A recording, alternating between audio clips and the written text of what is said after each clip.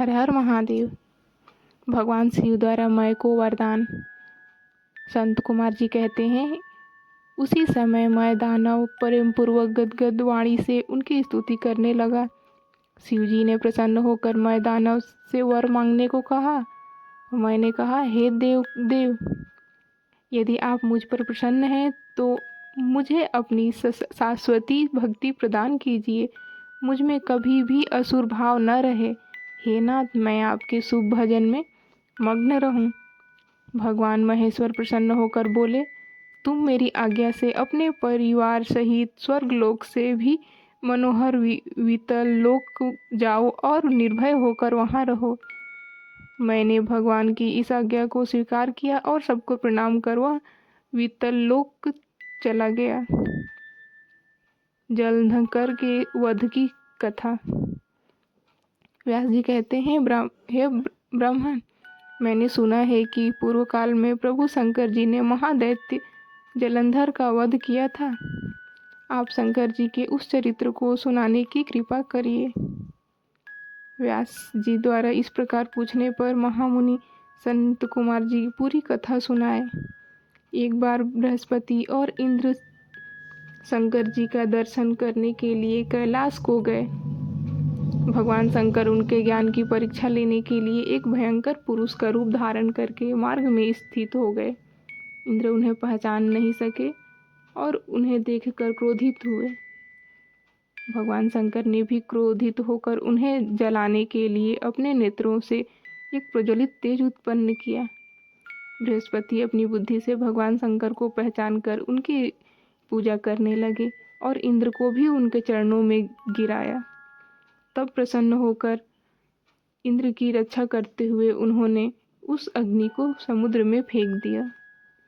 समुद्र में फेंका हुआ वह तेज शीघ्र ही बालक रूप हो गया। वह बालक गंगा सागर के संगम पर स्थित होकर बड़े ऊंचे स्वर में रोने लगा। उसके रुदन से सभी लोग व्याकुल हो गए और समस्त देवता ब्रह्मा जी की शरण में गए। ब्रह्मा जी ने उस बालक के विषय में समुद्र से पूछा। उसी समय उस बालक ने ब्रह्मा जी का कंठ पकड़ लिया।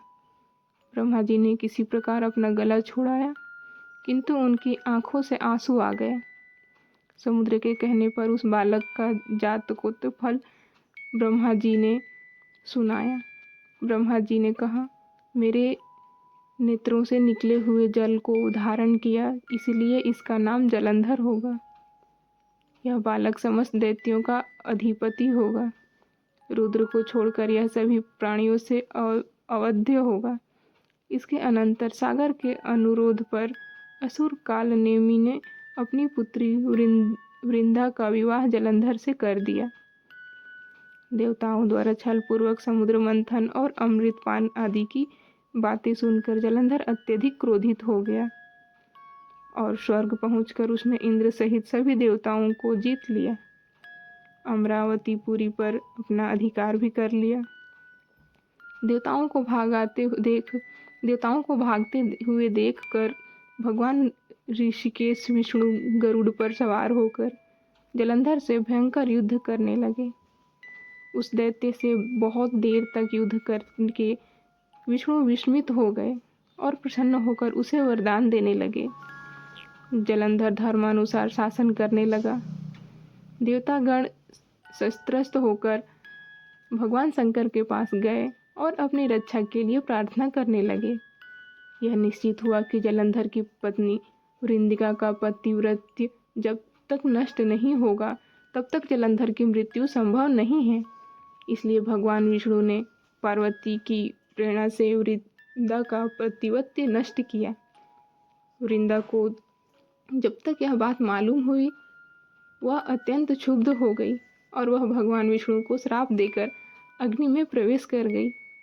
इधर भगवान शंकर ने देवताओं के कार्य को सिद्ध करने के लिए नारद जी को बुलाकर नारद जी देवताओं के आश्वस्त करके जलंधर के पास गए और उससे बोले, तुम्हारे संपूर्ण समृद्धि रहते हुए भी स्त्री रत्न नहीं है। जलंधर के पूछने पर नारद जी ने बताया कि कैलाश पर्वत पर विश्वमोहिनी पर पार्वती हैं जो अत्यंत सुंदर हैं। जलंधर अपना एक दूत भेजा। उसकी भगवान शिव से वार्ता हुई। उसकी बातों से भगवान शंकर अत्यंत क्रुद्ध हो गए।